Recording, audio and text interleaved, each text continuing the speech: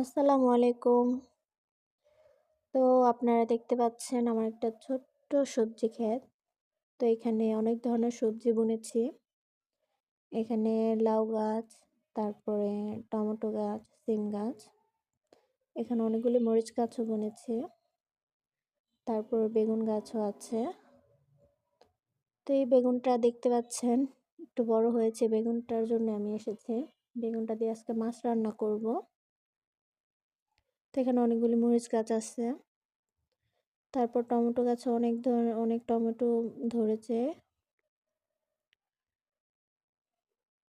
তারপর ওইদিকে মূলা গাছও ছিল। মূলা মূলা ধরেছে অনেক।